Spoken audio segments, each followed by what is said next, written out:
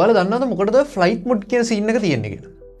ඔය flight mode කියන scene එක ඇත්තටම සෑහෙන්න වටින දෙයක්. දැන් නම් ඒකේ භාවිතය ටිකක් අඩුයි. මොකද ඉස්සර තරම් ඒක ප්‍රශ්නයක් නෑ. හරිද? ඔය ෆ්ලයිට් මොඩ් කියන එක පාවිච්චි කරන්න හේතු කීපයක් තියෙනවා. අපි ෆෝන් අරන් යනවනේ. සාමාන්‍යයෙන් සමහර එයාප්ලේන් තියෙනවා මිනිස්සු 250කට විතර ඇකොමඩේට් කරන්න පුළුවන්. හරිද? මිනිස්සු 250කට විතර ඇකොමඩේට් කරන්න පුළුවන් ප්ලේන් තියෙනවා. එතකොට ඔය 250 දෙනාම මොබයිල් ෆෝන් එකක් තියාගෙන හිටියොත්. හරිද? ඔය මිනිස්සු 250 දෙනාම මොබයිල් ෆෝන් එකක් තියාගෙන හිටියොත් වෙන්නේ හරිද? සාමාන්‍ය විදිහට අපි ඩේටා ඔන් කරන් සෙලියුලර් ඔන් කරගෙන හරිය මේ ඉන්න. එතකොට සාමාන්‍ය වෙලාවක අපේ ෆෝන් එක අපේ වටේට ටවර්ස් කීපයක් තියෙනවා කියලා හිතන්නකෝ. මෙන්න ටවර්ස් ටික හරිද? මේ එකක් කිලෝමීටර් 10 ඈත තියෙන්නේ කියලා හිතන්නකෝ. අපි මේ හරියෙන් ඇවිදන් යනකොට අපේ ෆෝන් එක මේ ටවර් එකට කනෙක්ට් වෙනවා. අපි හිමිට මේ හරියට ආවට පස්සේ අපේ ෆෝන් එක මේ ටවර් එකට කනෙක්ට් වෙනවා. අපි ඔහොම ඇවිදන් ආවට පස්සේ මේ අපේ ෆෝන් එක මේ ටවර් එකට කනෙක්ට් වෙනවා. Tamanට ළඟම සහ හොඳම සිග්නල් ස්ට්‍රෙන්ත් එකක් තියෙන ටවර් එකත් එක්ක අපේ ෆෝන් එක හැමතිස්සෙම කනෙක්ට් වෙලා තියෙනවා. හරිද? ප්ලේන් එකක් ගත්තම හරිද? ප්ලේන් එකක් ගත්තම ඔය ප්ලේන් එක හරිද?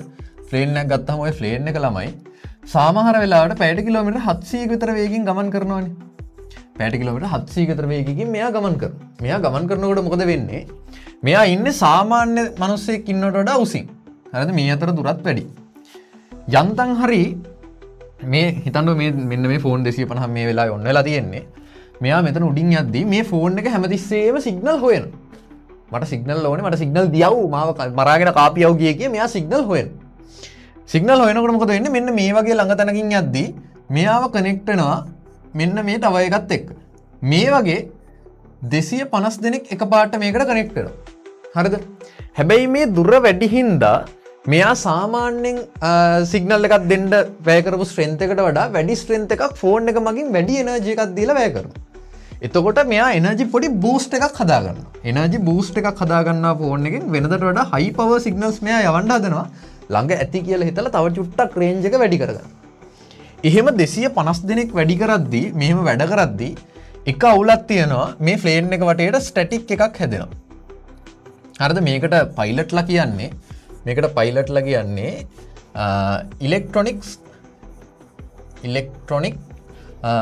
ක්ලොට්ටගේ නම.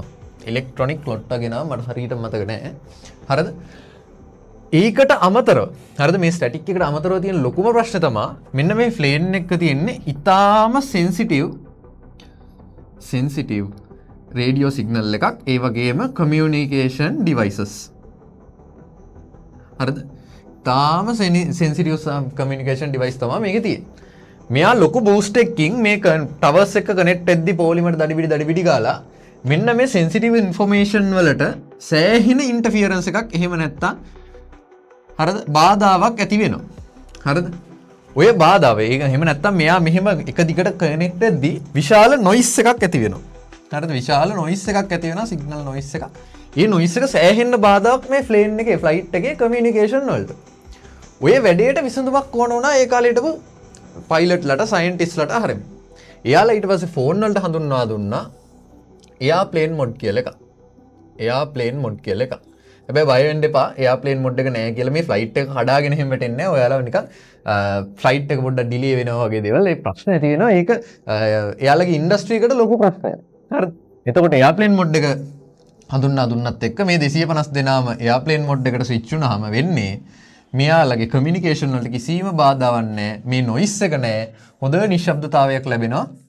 මෙයාලට කමියුනිකේෂන් කරගන්න. ඒ වගේම ඉලෙක්ට්‍රොනික් ක්ලොට් මට මතක විදිහට එහෙම නැත්නම් මේ ස්ටැටික් එකකින් ප්‍රශ්නයක් නැතුව යනවා. හරිද? ඕකට තමයි ෆ්ලයිට් මොඩ් එක කියන එක ඇත්තටම හඳුන්වා දුන්නේ ඒවියේෂන් වලදී.